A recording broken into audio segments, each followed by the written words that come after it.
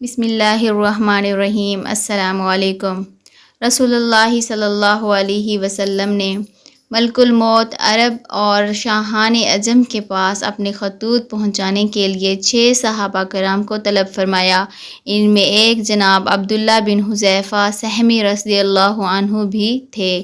انہیں بادشاہ ایران کسریٰ کے یہاں رسول اللہ صلی اللہ علیہ وسلم کا پیغام پہنچانے کے لیے منتخب کیا گیا۔ جناب عبداللہ بن حذیفہ رضی اللہ عنہ نے اپنی اونٹنی کو سواری کے لیے تیار کیا، بیوی بچوں سے رخصت ہوئے اور تنہا اپنی منزل مقصود کا رخ کیا۔ وہ راستے کے نشیب و فراز کو طے کرتے اور تکالیف کو برداشت کرتے ہوئے ایران پہنچے تو درباریوں سے کسریٰ کے ساتھ ملاقات کی خواہش کا اظہار کیا اور ان کو اس خط سے بھی آگاہ کر دیا جسے وہ بادشاہ کے لیے لے کر آئے تھے۔ کسریٰ کو اس کی خبر ہوئی تو اس نے اپنے دربار کی تزئین و آرائش کا حکم دیا اور اپنے تمام بڑے بڑے افسروں کو دربار میں حاضری کی ہدایت کی۔ ساری تیاریاں مکمل ہو گئیں تو اس نے جناب عبداللہ بن حذیفہ رضی اللہ عنہ کو دربار میں طلب کیا۔ اس وقت ان کے جسم پر ہلکا سا کمبل اور معمولی سی عبا تھی اور ان کے حلیے سے بدوی عربوں کی سادگی کا اظہار ہو رہا تھا، لیکن ان کا سر بہت بڑا اور قد کافی لمبا تھا اور ان کے سینے میں عظمت و اسلام اور دل میں عزت اسلام کی آتش جوالہ شعلہ زن تھی۔ کسریٰ نے ان کو اپنی طرف بڑھتے دیکھا تو ایک درباری کو اشارہ کیا کہ وہ خط ان کے ہاتھ سے لے لے، مگر جناب عبداللہ رضی اللہ عنہ نے کہا کہ نہیں، رسول اللہ صلی اللہ علیہ وسلم کا حکم ہے کہ میں یہ خط اپنے ہاتھ سے آپ کے حوالے کروں اور میں رسول اللہ صلی اللہ علیہ وسلم کے حکم کی خلاف ورزی نہیں کر سکتا۔ کسریٰ نے درباریوں سے کہا کہ چھوڑ دو، اس کو میرے پاس آنے دو۔ جناب عبداللہ رضی اللہ عنہ نے کسریٰ کے قریب جا کر خط اس کے سپرد کیا۔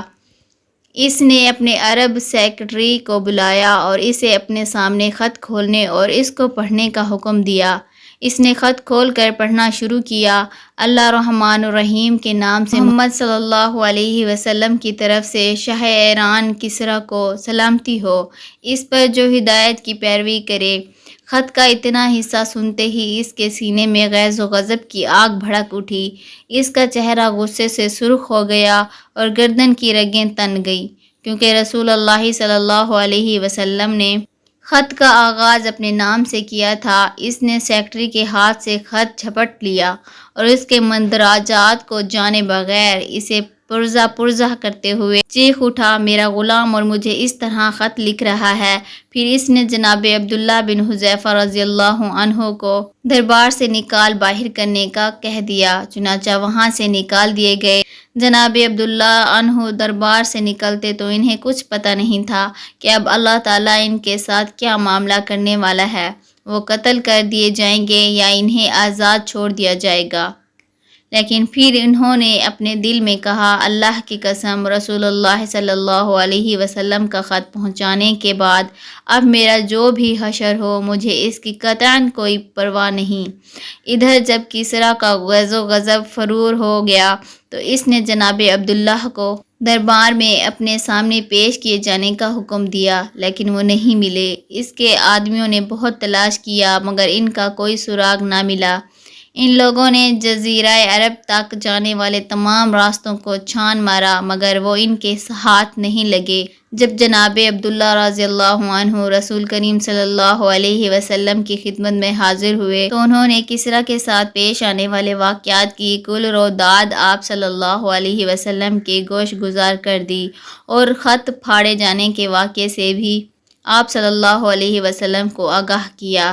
ان کی مکمل روداد سن کر آپ صلی اللہ علیہ وسلم نے صرف اتنا فرمایا، اللہ تعالیٰ اس کی سلطنت کو پارا پارا کر دے۔ ادھر کسریٰ نے اپنے یمن کے گورنر بازان کو لکھا کہ اس شخص کے پاس جس نے حجاب میں نبوت کا اعلان کیا ہے، اپنے 2 قوی اور بہادر آدمیوں کو بھیجو اور انہیں حکم دو کہ اسے پکڑ لائیں۔ اور میرے سامنے پیش کریں۔ حسب حکم بازان نے اپنے 2 بہترین آدمی رسول صلی اللہ علیہ وسلم کی طرف روانہ کیے، اور ان دونوں کے ہاتھ آپ صلی اللہ علیہ وسلم کو ایک خط بھی بھیجا، جس میں اس نے لکھا کہ آپ بلا تاخیر ان کے ساتھ کسریٰ کے سامنے پیش ہونے کے لیے چلے آئیں۔ وہ دونوں فہم اور تیز رفتاری کے ساتھ مراحل سفر طے کرتے ہوئے طائف پہنچے۔ وہاں ان کی ملاقات قریش کے ایک تجارتی قافلے سے ہوئی۔ ان سے محمد صلی اللہ علیہ وسلم کے متعلق دریافت کیا تو معلوم ہوا کہ آپ مدینہ میں ہیں۔ ان دونوں نے مدینہ کا رخ کیا۔ وہاں پہنچ کر نبی کریم صلی اللہ علیہ وسلم سے ملے اور بازان کا خط آپ صلی اللہ علیہ وسلم کے حوالے کرتے ہوئے کہا کہ کسریٰ نے اپنے حاکم بازان کو ہدایت کی ہے کہ وہ آپ کو لانے کے لیے کسی کو بھیجے، چنانچہ ہم اس لیے آئے ہیں کہ آپ ہمارے ساتھ چلیں۔ اگر آپ ہماری بات مان لیں تو ہم کسریٰ سے بات کر کے آپ کے لیے رعایت حاصل کریں گے اور آپ کو اس کی طرف پہنچنے والی ہر متوقع تکلیف اور اذیت سے بچائیں گے۔ اگر آپ نے ہماری بات ماننے سے انکار کیا تو آپ خود اس کی قوت و سرکشی سے بخوبی واقف ہیں۔ رسول صلی اللہ علیہ وسلم نے ان کی یہ بات سن کر مسکراتے ہوئے فرمایا کہ آج تو تم لوگ اپنی قیام گاہ پر واپس جاؤ، کل پھر آنا۔ اور جب دوسرے دن وہ دونوں بارگاہ رسالت میں حاضر ہوئے اور پوچھا کہ کیا آپ صلی اللہ علیہ وسلم ہمارے ساتھ چلنے اور کسریٰ سے ملنے کے لیے تیار ہیں، تو آپ صلی اللہ علیہ وسلم نے جواب دیا کہ آج کے بعد تم کسریٰ سے نہیں مل سکو گے۔ اللہ تعالیٰ نے اس کے بیٹے شیرویہ کو فلاں مہینے کی فلاں رات اس کے اوپر مسلط کر کے اس کو ہلاک کروا دیا۔ یہ سنا تو ان کے چہروں پر دہشت و حیرانی کے آثار ظاہر ہوئے اور وہ ٹکٹکی باندھ کر آپ صلی اللہ علیہ وسلم کی طرف دیکھنے لگے۔ پھر وہ اپنی حیرت پر قابو پاتے ہوئے بولے، جانتے ہیں آپ کیا کہہ رہے ہیں؟ کیا یہ بات ہم بازان کو لکھ دیں؟ آپ صلی اللہ علیہ وسلم نے جواب دیا، ہاں، اور اس کو یہ بھی لکھ دینا کہ میرا دین کسریٰ کی سلطنت کے آخری حدود تک پہنچے گا، اور اسے یہ بھی لکھ دو کہ اگر تم اسلام قبول کر لو تو میں تمہارا یہ سارا زیر حکومت علاقہ تمہارے سپرد کر کے تمہیں تمہاری قوم کا حکمران بنا دوں گا۔ اس کے بعد وہ دونوں آپ صلی اللہ علیہ وسلم سے رخصت ہو کر بازان کے پاس پہنچے اور رسول صلی اللہ علیہ وسلم کی دی ہوئی خبر سے اس کو مطلع کیا۔ بازان نے کہا کہ اگر ان کی یہ بات درست ہے تو یقیناً وہ اللہ کے نبی ہیں، اور اگر ایسا نہیں تو سوچوں گا کہ مجھے ان کے ساتھ کیا رویہ اپنانا چاہیے۔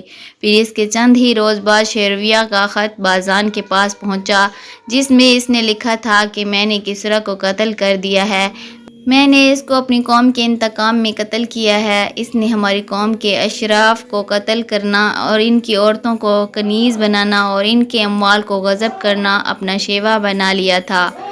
جب میرا یہ خط تمہارے پاس پہنچے تو اپنے پاس موجود تمام لوگوں سے میری اطاعت و فرمانبرداری کا عہد لے لو۔ بازان نے اس خط کو پڑھتے ہی ایک طرف پھینک کر اپنے دخول اسلام کا اعلان کر دیا، اور اس کے ساتھ ہی یمن میں رہنے والے سارے ایرانیوں نے اسلام قبول کر لیا۔ سبحان اللہ۔ میرے پیارے اسلامی بہنوں اور بھائیوں، اگر آپ کو ہماری ویڈیوز اچھی لگیں تو ویڈیو کو لازمی لائک کر دیں اور چینل کو سبسکرائب کرنا مت بھولیں۔ شکریہ۔